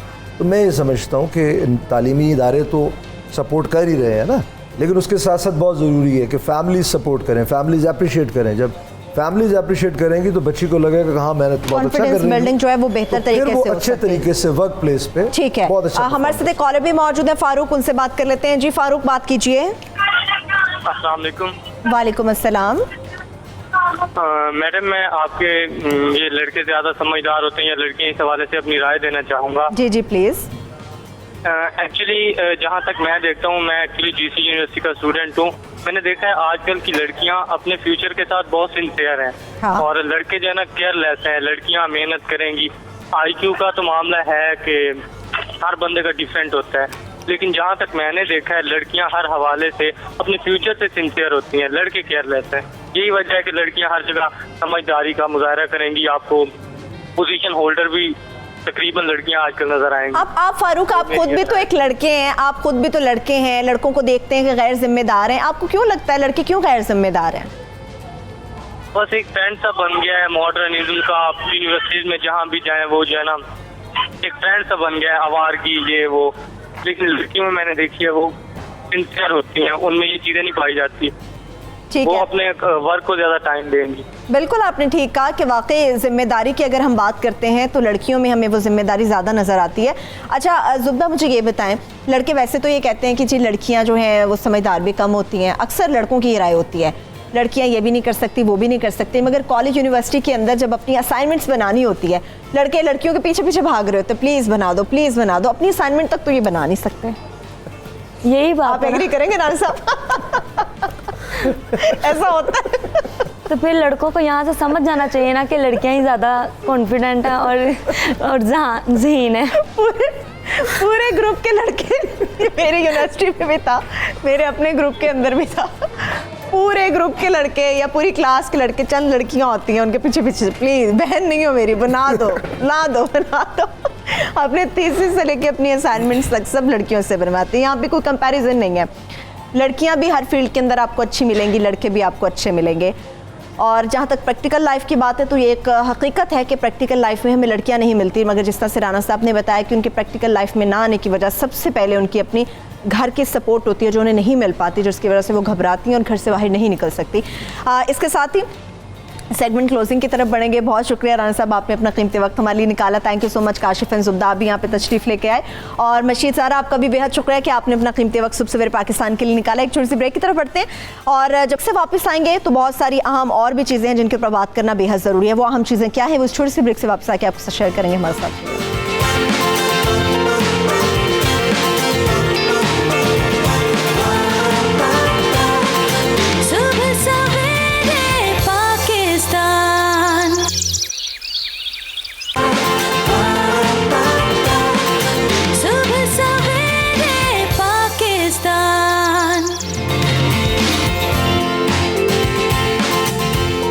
Welcome back. मौसमी फल है आड़ू, और मैं कहूँगी कि शायद ही कोई कम ही ऐसे लोग हो जिनको आड़ू ना पसंद हो। कुछ लोग कहते हैं कि इसका जायका बड़ा तुझ सा हमें फ़ील होता है, मगर आड़ू के फ़ायदे भी बहुत ज़्यादा होते हैं। इसके ज़बरदस्त किस्म के जूस भी आप बना सकते हैं, मज़े मज़े के शेक भी इससे बना सकते हैं। और आड़ू को किन बीमारियों के ख़िलाफ़ इस्तेमाल किया जा सकता है, अपनी बॉडी के अंदर किस तरह से इसको लेके जाया जाए कि आपके लिए बड़ा हेल्पफुल हो, आपकी सेहत के लिए, आपकी स्किन के लिए, और किस तरह से इसका फ़ायदा उठाया जा सकता है। इसके लिए हम बात करेंगे। हमारे साथ हमारी हर दिल अजीज़ और बड़ी ही मारूफ, किसी तारुफ की मोहताज नहीं, हमारी वन एंड ओनली हर्बलिस्ट हैं डॉक्टर बिल्किस आपा।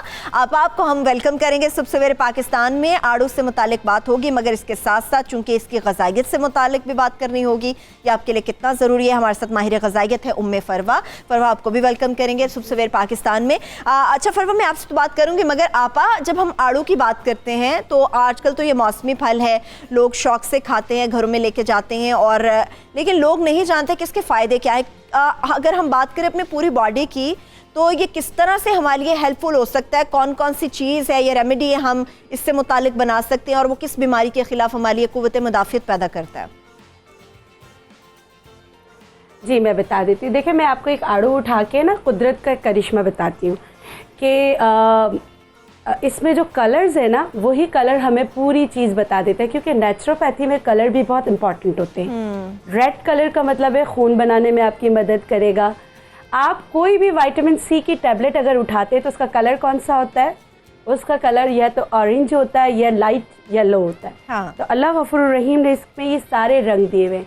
इसको अगर हम खोलते हैं तो इसके अंदर से आपको इसका फाइबर, इसकी चीज़ें, तो ये अपनी कलर से ही बता रहा है कि ये आपकी आँखों के लिए बहुत अच्छा है, आपकी जिल्द के लिए बहुत अच्छा है, आपके मैदे के अमराज के लिए बहुत अच्छा है।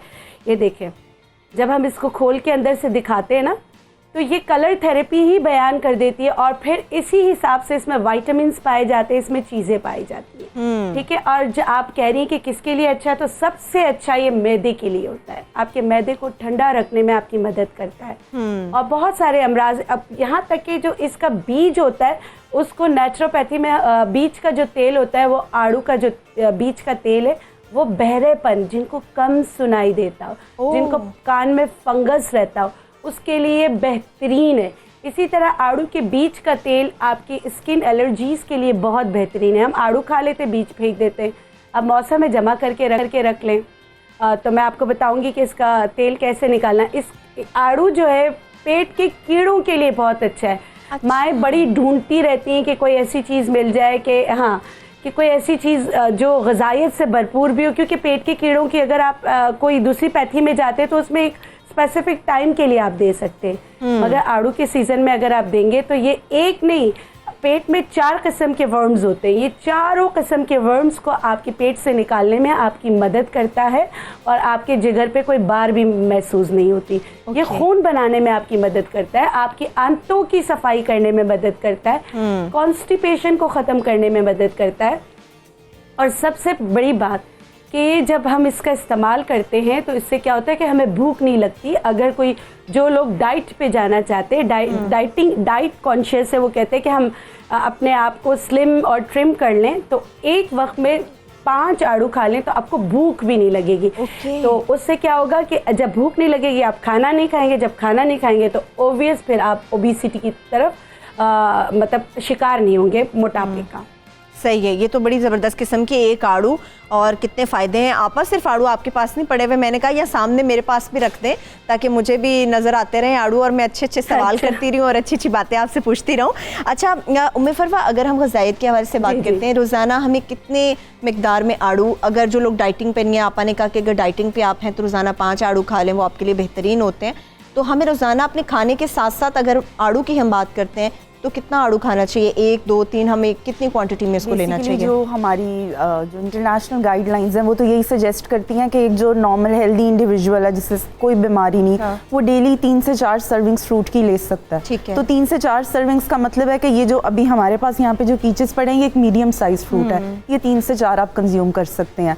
इसको खाने के साथ खाना रिकमेंडेड नहीं है। किसी भी फ्रूट को हम खाने के साथ इसलिए मना करते हैं कि खाने में भी और बहुत सारे न्यूट्रिएंट्स होते हैं और फिर फ्रूट्स में भी फाइबर होता है। तो यूजुअली अगर हम खाना सपोज आयरन वगैरह इन चीज़ों के लिए भी खा रहे हैं तो फिर फाइबर आयरन की एब्जॉर्प्शन को हिंडर करता है। अच्छा, लेकिन उम्मे फरवा मतलब लोगों के जहन में एक ही चीज़ भी होती है कि अगर आप दोपहर का खाना खा रहे हैं तो अक्सर मैं लोगों को देखा है दोपहर के खाने के फ़ौरन बाद जो है ना वो फ्रूट ले लेते हैं।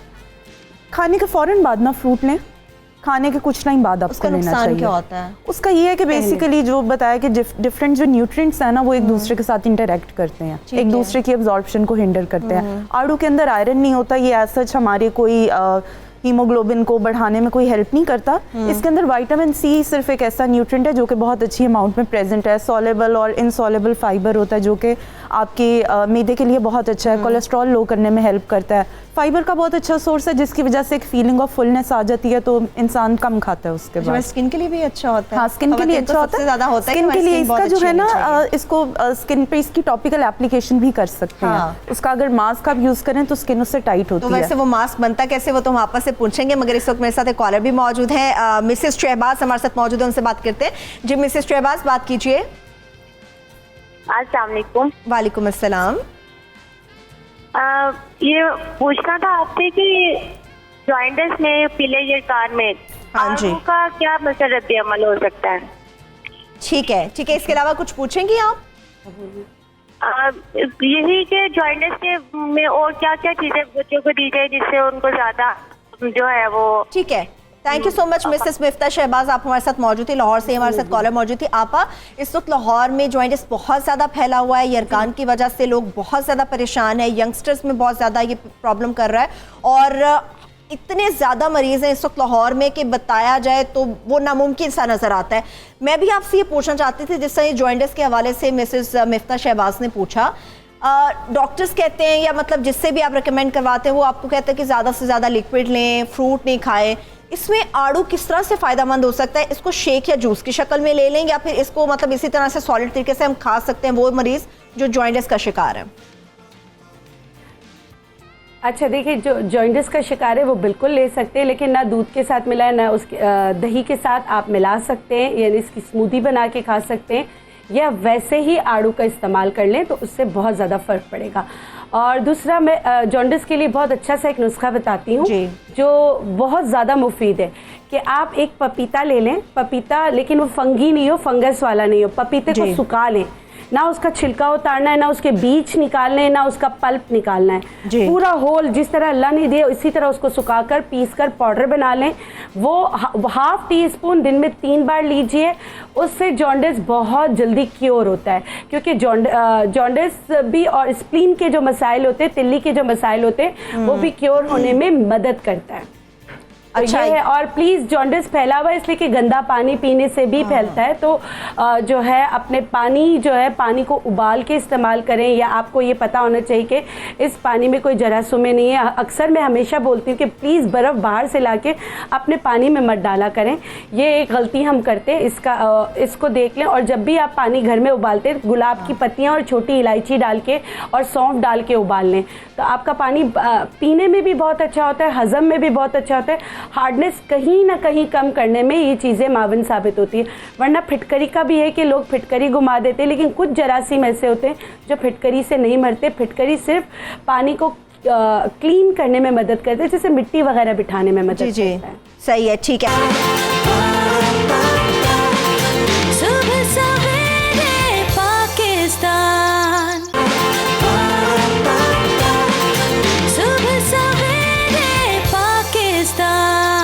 उम्मे फरवा ये भी कहते हैं कि खून की गर्दिश को तो तेज़ करता है आड़ू।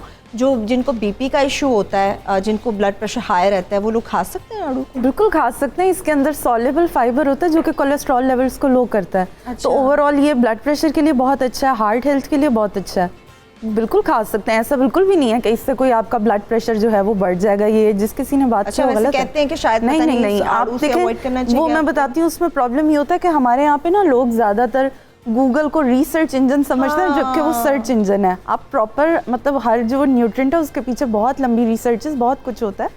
आड़ू का ऐसा बिल्कुल भी कोई मसला नहीं है कि आप इसको ऐसी किसी कंडीशन में खा नहीं सकते। हाँ, लेकिन जब हम इसके बेनिफिट्स की बात करते हैं तो ओवरऑल ये एंटी कैंसरस है, क्योंकि इसके अंदर ऐसे फाइटो न्यूट्रिएंट्स हैं जो कि हमें कैंसर से बचाते हैं। फिर इसके अंदर फाइबर का ये बहुत अच्छा सोर्स है, विटामिन सी का बहुत अच्छा सोर्स है। विटामिन सी स्किन के लिए बहुत अच्छा होता है, हाइपर पिगमेंटेशन जिन लोगों को हो जाए उसके लिए बहुत अच्छा है। स्मोकर्स को भी एक्स्ट्रा विटामिन सी रिक्वायर्ड होता है उनकी लंग्स की जो हेल्थ है उसे मेंटेन रखने के लिए। ठीक है। अच्छा आपा, ये 2 कॉलर्स हमारे साथ मौजूद थे, इनका जवाब ले लूंगी, मगर 2 और कॉलर हमारे साथ मौजूद है, मैं कह रही हूँ उनसे भी बात कर लें, फिर एक साथ ही सारे जवाब मैं आपसे ले लूंगी। हमना हमारे साथ कॉलर मौजूद है, उनसे बात करते हैं। जी हमना, बात कीजिए। हेलो, अस्सलाम वालेकुम। वालेकुम अस्सलाम। जी, मुझे डॉक्टर बिल्किस से बात करनी है। जी वो सुन रही हैं, आप बात कीजिए। जी अस्सलाम वालेकुम डॉक्टर साहब। मुझे अपने बेटे के बारे में पूछना है। उसकी उम्र 8 साल है, वो जो भी कुछ खाता है ना उसके जिस्म में नहीं लगता। वो मैं ये पूछना चाहती हूँ उसके पेट में कीड़े तो नहीं है, वो कुछ यानी तो भूख तो उसको बहुत लगती है, और उसके गले में ना टॉन्सिल भी है, यानी कि ना मैं क्या एहतियात करूँ? वो 1 महीने सही हो जाते हैं फिर बढ़ जाते हैं, और वो मैं एहतियात भी करवाती हूँ, उसको चिप्स नहीं देती, ठंडा पानी भी परहेज करवाती हूँ। और मैं चाहती हूँ जैसे आप कुछ बता दीजिए, मैं आपके पास भी आना चाहती हूँ, आप अपना नंबर भी मुझे बता दें। ठीक है हमना, थैंक यू सो मच। अभी हम पूछ लेते हैं आपा से इसका जवाब। अच्छा आपा, एक तो जो हमारे पास पहले कॉलर थी आमना, उसने कहा कि उन्हें माइग्रेन का मसला है, तो उसके लिए वो क्या करें, बहुत ज़्यादा उनको इशू रहता है। इसमें ये भी उनको बताइए कि अगर आड़ू इसमें हेल्पफुल है उनके लिए, तो वो उसका इस्तेमाल किस तरह से कर सकती हैं? देखिए, मिग्रेन में वैसे तो मिग्रेन खुद कुछ नहीं होता, वो बहुत सारी चीज़ों की अलामतें होती हैं। जैसे जिनमें खून की कमी हो उनको मिग्रेन का शिकार हो सकते हैं। कुछ लोग धूप में जाकर वापस आते हैं, उनको मिग्रेन हो जाता है। कुछ लोगों की नींद पूरी नहीं होती है, मिग्रेन हो जाता है। ख़वातीन हार्मोनल इम्बैलेंस का शिकार होती है जिसकी वजह से मिग्रेन होता है। स्ट्रेस टेंशन से मिग्रेन होता है, बहुत ज़्यादा सोने से मिग्रेन हो सकता है। तो जब तक रीज़न नहीं पता चलेंगे ना तब तक इलाज मुमकिन नहीं होता।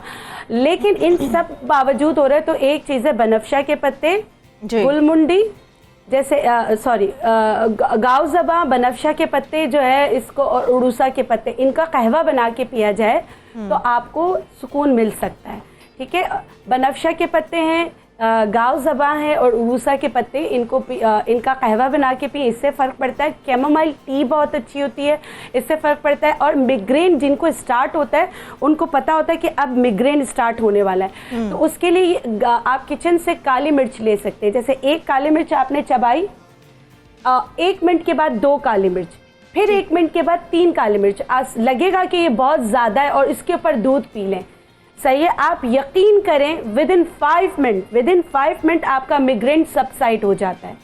और ये तो एक टोटका है और बहुत बेहतरीन टोटका है, मैं खुद इसको आजमा चुकी हूँ। कुछ लोग ये कहेंगे कि भाई काली मिर्च 7 काली मिर्च से तो ये हो जाए, 7 काली मिर्च से कुछ भी नहीं होगा। 7 काली मिर्च इतनी होती है जितना हम स्प्रिंकल करते हैं। ये कर लीजिएगा, इससे बहुत ज़्यादा फ़र्क पड़ता है, फ़ौरन आपका मिग्रेन में फ़र्क आ जाता है।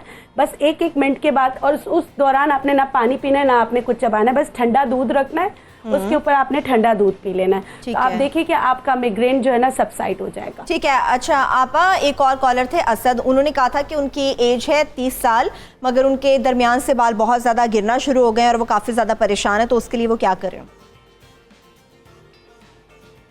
खीरे का जूस निकाल लें, उसमें अदरक का जूस, इनका वो बता देती हूँ। 1 कप अगर आपने खीरे का जूस निकाला है तो 1/4 कप अदरक का जूस निकाल लें, दोनों को मिक्स कर लें।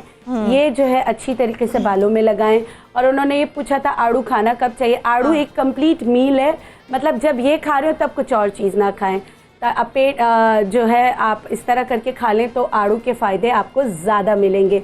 वरना अगर इसको ग़िज़ाओं के साथ खाया जाए तो फिर आपको ब्लोटेड कर देता है और फिर ऐसा लगता है कि गैस्ट्रिक इश्यूज़ हो रहे हैं, क्योंकि ख़ुद इसमें इतनी अल्लाह ने ताकत भरी है कि फिर किसी और के साथ इसको ना खाएं तो ज़्यादा बेहतर है। अच्छा, हम ना हमारे साथ कॉलर मौजूद थी, उनसे मुतालिक तो बात करेंगे, मगर इस वक्त मेरे साथ तो और कॉलर मौजूद है, उनसे पहले बात कर लेते हैं। आपा हसन हमारे साथ मौजूद है। जी हसन, बात कीजिए। हसन, अगर हमें सुन सकते हैं तो बात कीजिए। चलिए, हमारे पास नेक्स्ट कॉलर भी मौजूद है, शकीला, उनसे बात करते हैं। जी शकीला, बात कीजिए। जी वालेकुम अस्सलाम। मेरे ना बाल बहुत ज्यादा गिरते हैं, लगाते हैं बाल बहुत ज्यादा। अच्छा ठीक है शकीला, आपकी आवाज़ हम तक ठीक नहीं आ रही, लेकिन जो मैं सुन पाई हूँ आप अपने बालों की वजह से, हेयर फॉल की वजह से परेशान है। थैंक यू सो मच, आप से ये जान लेते हैं। मगर इसके साथ साथ उम्मे फरवा हम बात करते हैं, जूसेस की भी बात करते हैं, शेक्स की भी बात करते हैं।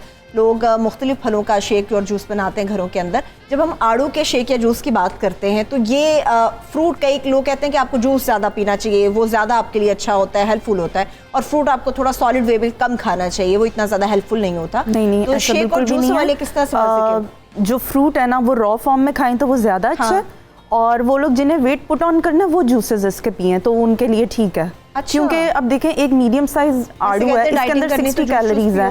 नहीं बिल्कुल भी नहीं, ये आड़ू भी कोई मुकम्मल ग़िज़ा नहीं है, इसमें सिर्फ कार्बोहाइड्रेट्स हैं, आपको माइक्रो न्यूट्रिएंट्स मिलते हैं यानी विटामिन्स मिनरल्स, वो भी बहुत ट्रेस अमाउंट में, बहुत कम अमाउंट में होता है। ना इसके अंदर प्रोटीन होता है ना इसके अंदर फैट होता है, बस बाकी सिर्फ इसमें फाइबर है, यहाँ सिंपल शुगर्स मिलती हैं। अब अगर इसका आप जूस पियेंगे तो बहुत जल्दी आपके ब्लड ग्लूकोज लेवल्स को रेज करेगा, तो डायबिटिक पेशेंट को तो हम वैसे भी कोई भी जूस नहीं रिकमेंड करते।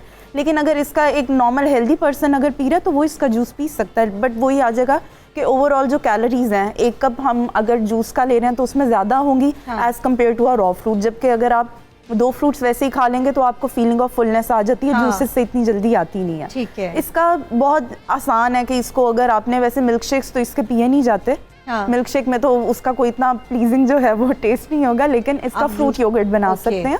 और उसमें कि 1/2 कप आप जिस तरह आड़ू है इसकी प्यूरी ले लें, 1/2 कप उसमें आप योगर्ट ऐड कर लें, बट शुगर ना ऐड करें। ओके। जब भी आपने इसको, अगर योगर्ट हो या मिल्क हो तो कभी भी उसके अंदर शुगर नहीं ऐड करनी चाहिए, फ्रूट की अमाउंट ज़्यादा ऐड कर लें, क्योंकि जो फ्रूट शुगर है वो उसकी कैल्शियम एब्जॉर्प्शन को अफेक्ट नहीं करेगी, जो हम दूसरी शुगर ऐड करते हैं वो करती है। और इस तरह से जो फ्रूट का अपना एक शुगर लेवल होता है वो आपके लिए बहुत ज़्यादा अच्छा होता है।